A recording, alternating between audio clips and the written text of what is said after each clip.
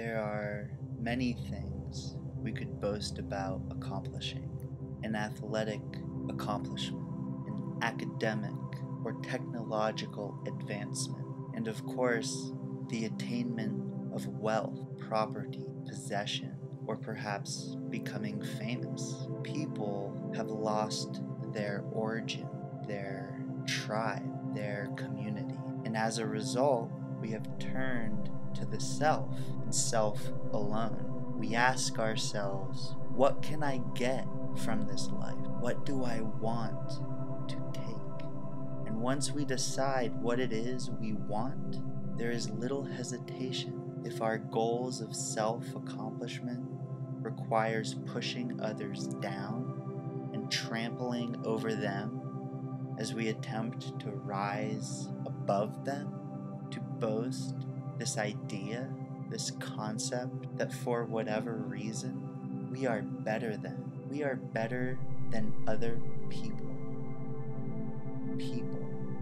The most important thing we do in this life is loving children, lifting them up and strengthening their well-being. Most of the unnecessary pain and suffering we see in the world today is the direct result of us failing to give children what they needed. If the desires and ambitions of adults changed from selfish goals to the altruistic nature of raising children properly in one generation raised with everything children need and deserve, we could change humanity entirely.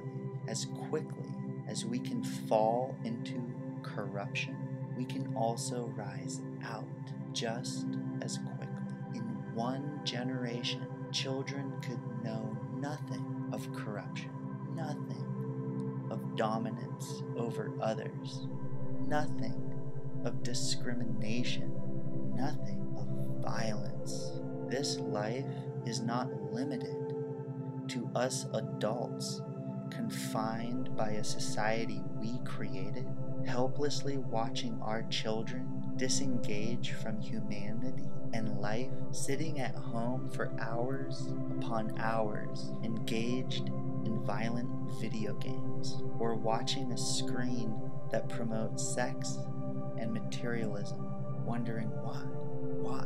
Their school, their elementary school, is now teaching protocols preparing for the next school shooting. Children are not born school shooters. Children are not born racist. Children are not born believing they are inferior or superior to others. Children look up at adults for the answers. Children look around at the world they live in to see what's worth believing in. Their experience in life is what defines them. Their experience. If children were given an experience worth living, an experience that any child would say, yes, I want that experience, they would be happy. They would participate in life willingly. They would feel safe and competent about themselves and the world they live in. And they would want every other child they knew and didn't know to have and feel the same experience, the experience of joy, the life worth living. It's as simple as watching a child cry and wanting to comfort that child, as well as watching a child laugh and wanting to emulate that laughter, to experience that laughter, the joy sounding in the human experience, universal. It's not hard, it's that simple. In one generation, we can change humanity. It's as simple as prioritizing sympathy, promoting empathy, and choosing compassion over academic and athletic accomplishment. and materialism. Do you want your child to build yet another big house, or to build yet another big bank account? Do you want your child to care about popularity, fame, or do you want your child to have a heart beating with love for humanity and this experience of life as a human united to humanity in love, to wield a mind as brilliant as light reflecting rainbows across the landscape, a child who will grow up to remember the children and the children's children. If you can get it under control, you'll find yourself actually stronger because of it. And then you get stoked because it's kind of, whoa, I just did that move way stronger than I thought I would. And then you start looking at the next one going, I could do that.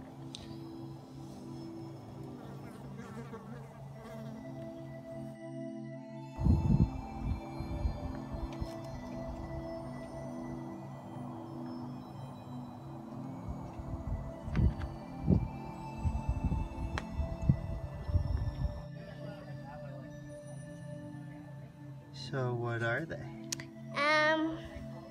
They are things that come from a plant. They have little flakes inside of them. And they can get smushed very easily. And yeah. So why did you collect them? Because I like to collect them and play with them. And I think they're very cool.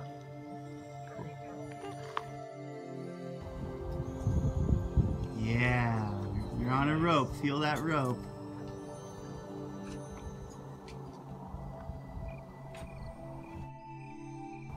Nice, Layla. Awesome. Yeah.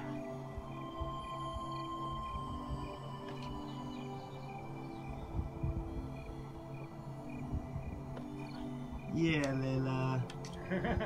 I like the slap. Nice. There she goes. Nice, Layla.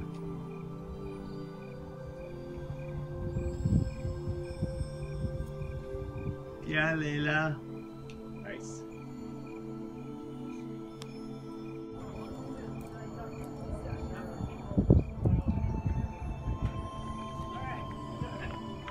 Are you taking a video? I am. You have to talk about it, Tom. I do? Yeah. Why is it like that? I don't know. Probably because... I know. I know why. What? Because to get lots of water That's a good answer. from the plants Yeah. that grow on them. And that's probably about it. And then the roots go inside the plant, the fruit probably, this berry looking thing, and probably it gives lots of water and it can survive. And it can get bigger and bigger. That's what I think. Or predict, I think. That's a great answer. Layla, what do you think? What I think is because when they grow, their stem attaches and these do get rotten and brown. So the flakes inside keep it like cool, and it's a part of the stem to make it grow off a branch, because they grow off little branches, and they also get water from the branch, so they need the branch to bring water inside of it, is what I think. Cool. So it has something to do with water. Yeah. making it grow bigger and bigger. Just like, Layla, do you have a big one?